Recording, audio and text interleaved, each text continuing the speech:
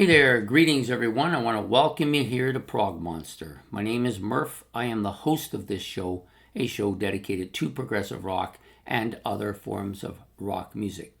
It's July 30th.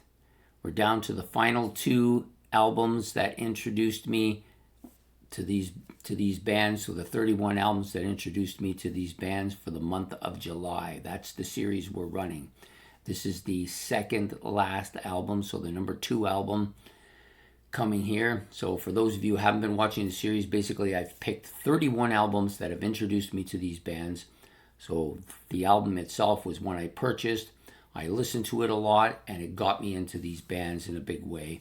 And I ranked them according to how I like the albums here. So number 2. Not going to be a surprise to anybody. I kind of let the cat out of the bag yesterday by saying a Canadian band. And of course it is. Triumph. Just a Game album. Released in 1979, I believe. Please tell me I'm right. How can something be a favorite album of mine? I don't even remember the year. Well, sometimes I don't even remember the year that I was hatched. So let's see what we got here. Yeah, I was 79. That's pretty much what I figured it was. For some reason, I got it in my head that it might be 1980. Anyways, great album. Starting with the cover. Cover is fantastic. The inside part of the cover is even better. I like the album cover itself. The mantle on the album. There's a bit of a game. If you open it up, it's kind of a game of sorts in there. And the tracks on here are killer. And it's funny, after almost...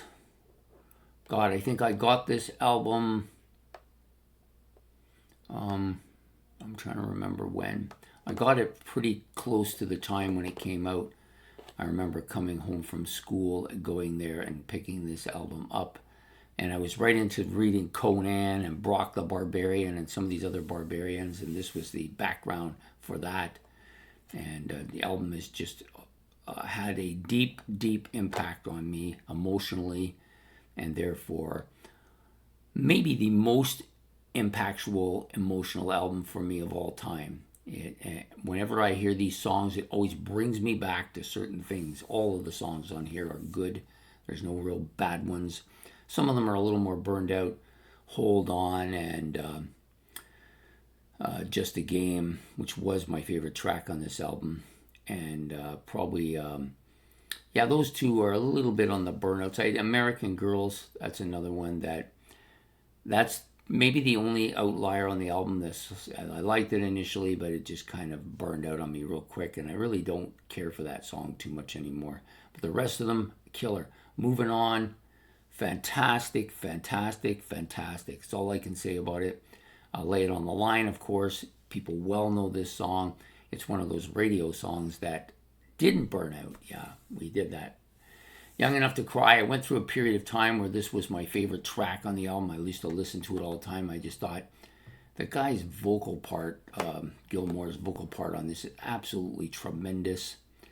Just a Game, of course, was my favorite track. It still has a kind of an emotional appeal to me, even though I'm a little burned out on it.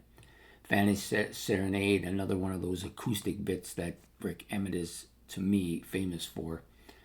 Hold On, of course, another radio-friendly song. I never really was high on this song, but I never really burned out on it either. So it's kind of there. I guess a little bit of burnout. And then Suitcase Blues, which I think is the underrated track on this album. Fantastic. So you've got some prog here. You've got some hard rock here. You've got some fantastic vocals here. You've got some bluesy stuff here. Lots of bluesy stuff here. You've got some classical bits here. So it's got everything. It's an all-around Bohemian Rhapsody type album. Yeah, fantastic. Triumph's Just a Game. Still love it. Still think it's a great album. For about 35 years, it was my favorite album. And then recently, in the last 3 or 4, maybe even 5 years now, it's been replaced by the number 1 album, which we'll do next tomorrow. So this is a great album. I hope you get a chance to listen to it. If you haven't, you should. Hit the like and subscribe button. Fantastic album. And please put your comments about the album in the comments section below. And don't forget to hit the notification bell. And we will be back for the number 1 album tomorrow on the 31 albums that introduced me to this band, the series we're doing for the month of July. So take care and have a good one. Goodbye.